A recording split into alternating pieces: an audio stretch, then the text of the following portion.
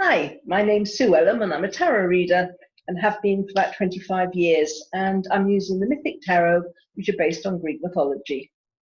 Hello, I'm Carrie Beleno, intuitive Reiki master teacher and spiritual life coach, and I have the questions. So let's see what today's question is. Oh, it's a really tiny one. Ooh.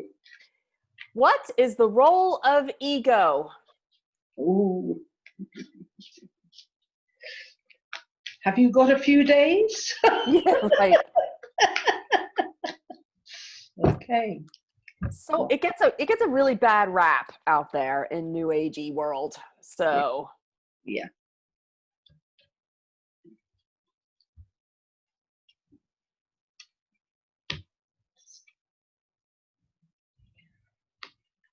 Okay. So the ego. It's tied into your intuition. Isn't that interesting? not surprised. So your ego, I've always seen it as your unique self. And I know that people say we have to get rid of ego. But the thing is, what people are, I think, thinking ego is, this is only my interpretation, it's like they're seeing ego as the shadow side of ourself, that our baser instincts, the selfish, the it's me before you. That seems to be the interpretation of ego, that which, fair enough, we don't want that kind of side of ourselves to flourish. But this is about following our intuition, letting our ego guide us in a way of what we're meant to do, because this is, each of our egos are separate depending on what our own particular soul journey is. We are part of the soul family, but in some ways I see our ego as our own individual part of it, which is there to guide us along and is our intuition, which can, if we're used to being in control of our lives, it's the other side of it that makes us feel a bit wrong-footed at times.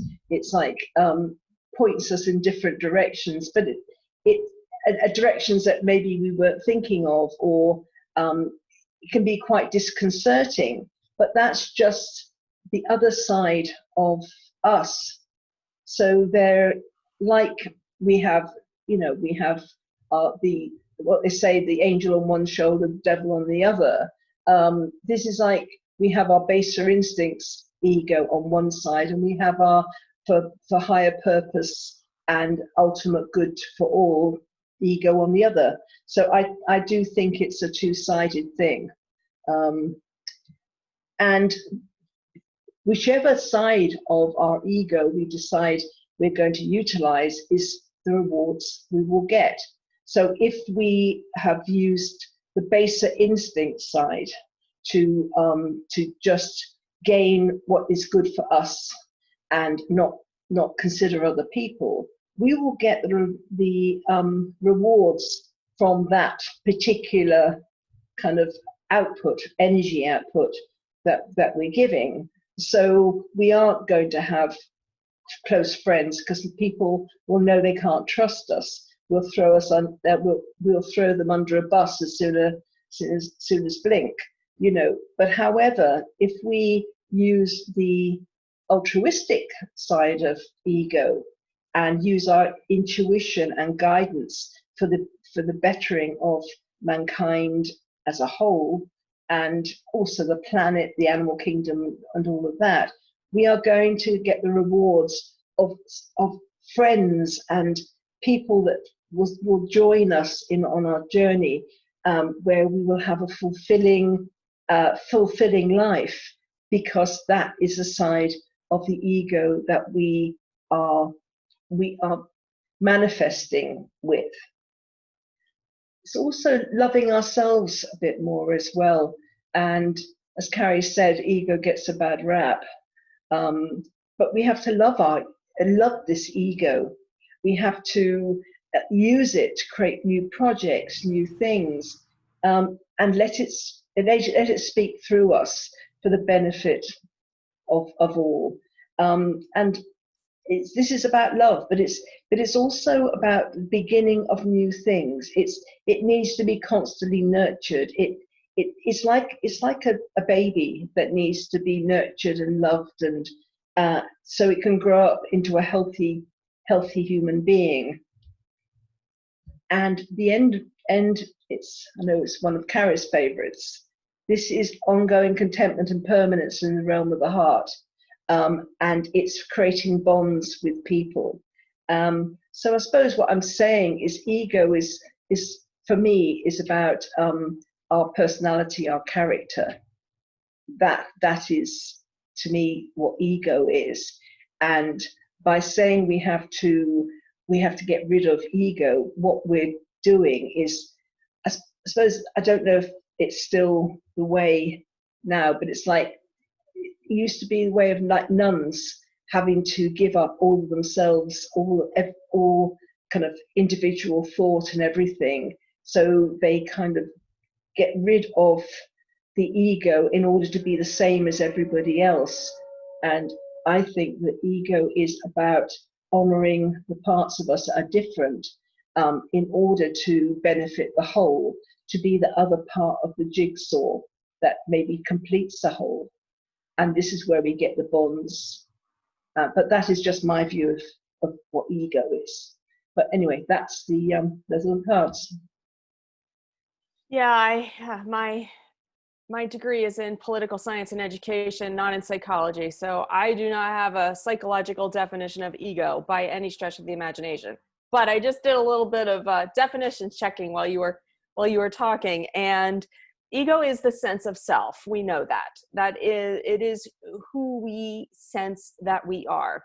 But I think we have automatically equated ego with the obsessive terms like egomaniac or egotistical, which are excessive, obsessive, self-centered terms. And so you've taken a word that's necessary to our being, ego, and we immediately equate it with the extreme of egotistical. So ego in and of itself is definitely connected to intuition. And I kind of laughed when you pulled that up, because here's how I teach my clients to use the ego. Especially when they're faced with a decision, I encourage them to tap into their heart, check out how they feel about something, check out how, see how it feels if this decision goes this way, see how you feel if your decision goes this way, and feel which one resonates more with your gut. And when you've kind of hashed out which direction or which door you want to go through by how you feel, then it's definitely time to hire your ego and allow your ego to do the sense of self boundaries or checking.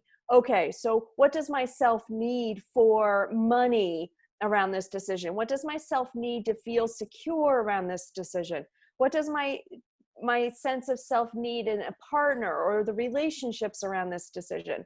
So your ego is very vital and very crucial. We just we just have to employ it or let it kick in once we've navigated the heart and the intuition piece. Then our ego can come in and complete the whole. As you were saying, it is a part of the whole. So we don't need to quiet the ego. We don't need to banish the ego. We don't need to undermine the ego. We need to balance it. Those that are, you would call egomaniac or egotistical, don't have the balance. They aren't balancing the intuitive, the heart-centered piece with the ego. That's why they tend to be on that side of the spectrum. So if you are searching for balance and finding that homeostasis between the intuition and the ego, then you're right on track. So I mean, own the ego. yeah, I looked at ego when I was studying graphology. That's going back 30 years ago, I suppose now. And when in the study of handwriting analysis, we looked at Fromm and Freud and Maslow and Jung and the id and the ego and things. And it was interesting when you're looking in writing, because there's no all good person, there's no all bad person. But you can tell which side, the self-serving or the serving of others, that the person is predominant. But it's so easy, just one catalyst, and they can go on to the other side, or something happens, and then they will bring up another part of their character. We've all got this kind of stuff. It depends on what we bring to the surface, you know. So yeah, it's an interesting. It's interesting. But there you go. The cards have done it again. And a little bit of help from us. Oh, just a tad. Just a little bit. No, it was interesting when first it came up was the intuition. It's okay, this is interesting. Love that. I love the blending. I think this video is going to help people. Yeah, but it's also, I'm finding it's just having your perspective and the things that you add after the initial, what the cards have said, it's just it just gives another dimension to it and a different perspective, because we both work differently. I've found the more that we do these videos, the more we have in common the way we think, but we both come from different angles, and we I suppose teach similar things but in different ways. So I'm finding this is kind of quite fascinating. I'm always, as soon as I stop talking, I thought, oh, what's she going to come up with now?